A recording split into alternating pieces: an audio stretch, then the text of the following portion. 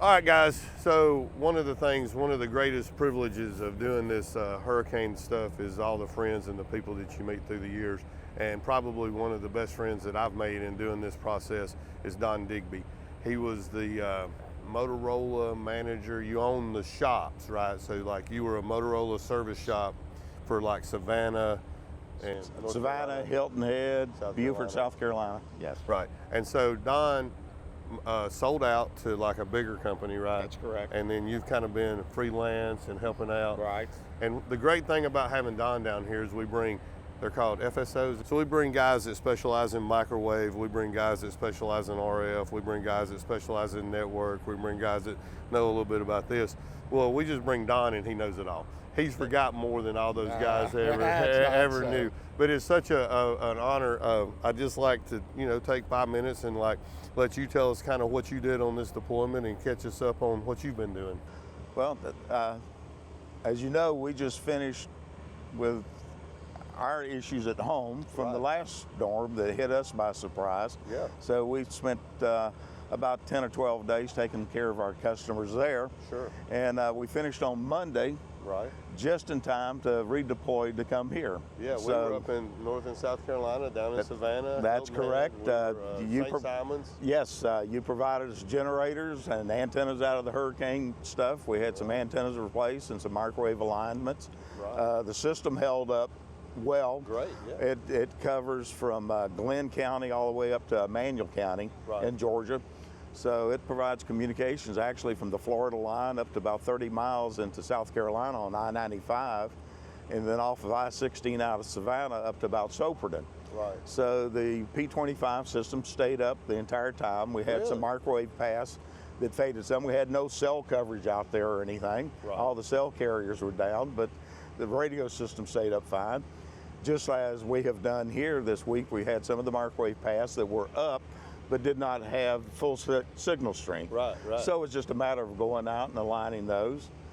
We had some sites that we had to put some generators in due to some failures to help keep that up.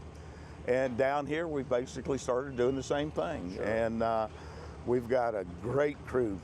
They have been together, all of us now, for many years. I sometimes hate to think about how long it's been. Well, tell us right quick, what's the first hurricane you went on? Yeah, the first hurricane I actually worked was in 1979 after Labor Day.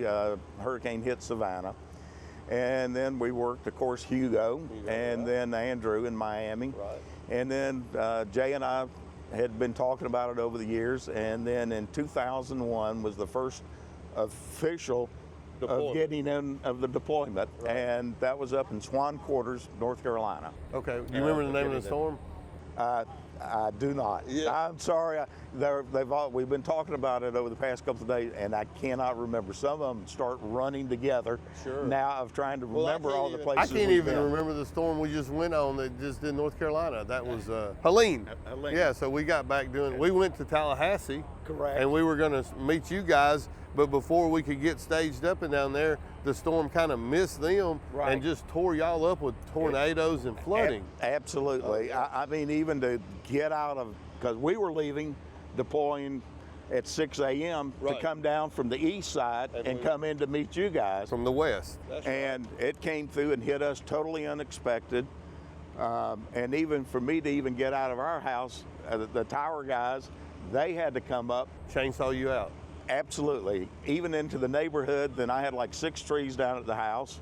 And then we did some of the other neighbors. Yep. And then before we started working on the other stuff. Right. And so, I mean, I guess we're a very large family, a close-knit group. Well, we're just like many times when I've needed radio support, I call you, you help me. You need generators or electrical support, you call me. It's a reciprocal arrangement we have. And absolutely, Much because respect. the first time in 12 years at my house, we've had less than 30 minutes of power outages.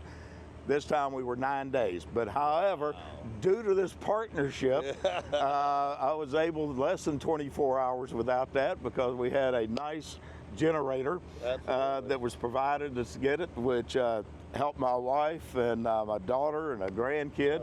So they had everything there while I was out working, and it gave that sense of knowing that they were safe while we're out working. Absolutely. You know, Community, that's what and you said. we're all in this to come help people. Sure. That's what started all of this. Right. And it has just grown, and we get better. And I hate to kind of say this, but we've gotten better each time. We know what to do. But I mean, and it's not lost on me, and I hope our audience understands too, that in the beginning, all the equipment came from you. It was out of your stores of equipment, that the antennas, the lines, the guys, the repeaters, all this stuff that we need to do it was yours.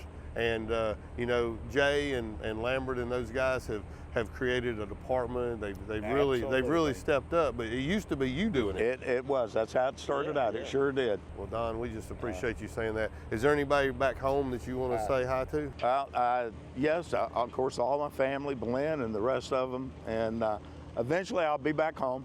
Don't know when. Yeah. Haven't seen them much, and you know, thanks for taking care of everything at home. And you know, I keep telling all these guys, you know, it seems like at least every year, every other year, we're at one of these meetings. It's almost like a family reunion. It'd be nice sometime to meet under different circumstances. We should probably do that. And now, you know, most of you guys, we work together in something else throughout the year. Right. But I know in your heart and in my heart, Jay, and most of these members, we're here to help people. That's what we came to, is to help them.